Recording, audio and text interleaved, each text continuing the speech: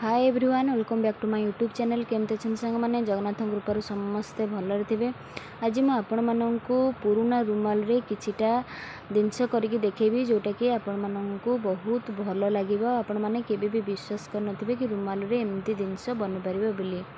तो घरे आमर तो एमती रुमाल पड़ी थाए आम यूज कर सारा फिंगी दे था पुणी मार्केट रू आउ रुमाल नहीं आसता किंतु पुराना रुमाल को आपन केबे भी फिंगेनि। ये टिप्स देख सारा किंतु रुमाल को मुझे फोल्ड कले आप सेम करेंगे तापर गोटे पटू आपण मैंने एमती रोल भाया आपण मैंने एमती करेंगे अधा पर्यंत बाकी आउ गोटे पट साइड आपण मैंने हाथ में टिके चिपिकी धरते दी पट जाक रोल कर सारापर आपण मैंने मझे कौन करेंगे ना गोटे रबर को आपण मैंने देदेवे कलरिंग रबर चलो आपण पाखे जो रबर थी देखो रबरटा को दे सारा गोटे भल माने टेडी बियरटे मुझे बनईकि देखी जोटा कि आपण मैंने के विश्वास भी करनथिबे।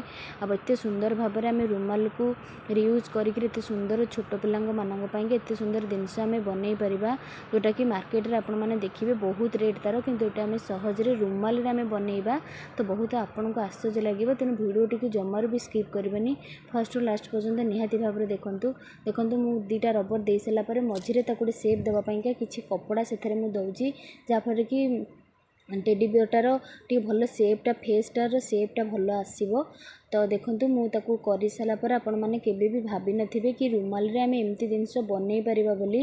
रुमाल को तो आम साधारणतः कुआडे जीवा आसबा बेले व्यवहार करथा किंतु देखंतु आपण मैंने रुमाल रे एमती व्यवहार केबे भी आपण देखि नथिबे। देखिला माने आपण पुराना रुमाल को केबे भी फिंगीबेनी आपण मानक घर सजेबा जिनस मध्य एथिरे बनी जिवो।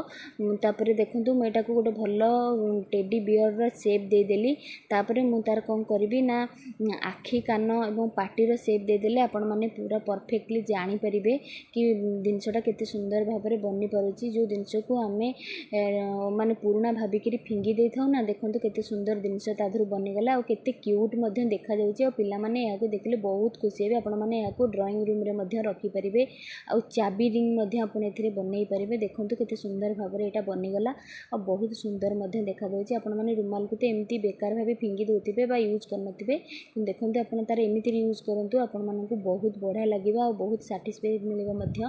देखंतु केते सुंदर भाव में गोटे टेडी बियर हमर बनीगला ना। तो निश्चिंत भाव में आपण मानकु कंढेटा जो बनइले आपण मानकु निहाती भाव में भल लागिथिबा। आपण माने ए वीडियो देखि सारा परे केबे भी आपण माने रुमाल को एमती फिंगीबे नाही। एही भली बनईकि आपण माने घर को मध्य आपण मानकर बहुत भल भाव में सजई परिबे।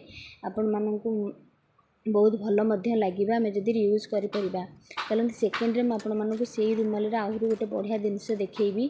तो आपण मैंने जमार भी स्किप करेंगे फास्ट टू लास्ट पर्यंत निहाती भाव में देखो रुमाल को प्रथम गोटे पट कर्नर रू भांगीदेली तापर ताकू रोल भाया करुच्ची यादे आम गोटे बढ़िया जिनस बनइबा जोटा कि आपण मैंने केबे भी विश्वास करनथिबे कि रुमाल रू एते सारा जिनस आम बनई पारिबा। गोटे रुमाल देखंतु केतेटा जिनस एथिरे बनई पारुची आपण मानकु भल मध्य लागिबो।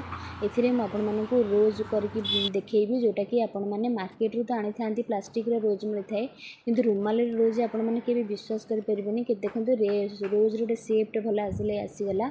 आपण माने याकू डाइनिंग टेबल ऊपर मध्य रखि परिबे आउ आपण मानक घरे मध्य आपण माने ड्राइंग रूम रे मध्य रखि परिबे। देखंतु केते सुंदर शेपटा आसीगला। नेक्स्ट रुमाल रे मु कोन बनौची आसंतु देखिबा।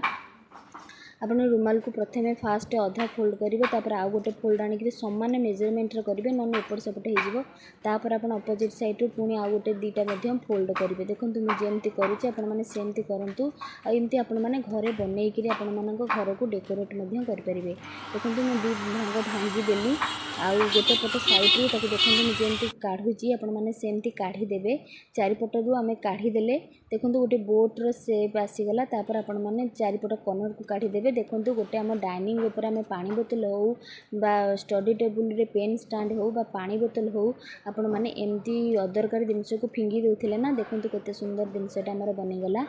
तो आपण मैंने ये वीडियो देखला परे केबे भी आपण फिंगिबा को चाहिबेनी। तो आशा करूँ आपण मानकु आज रे वीडियो निहाती भाव में भल लागिथिबो। रहुची जय जय।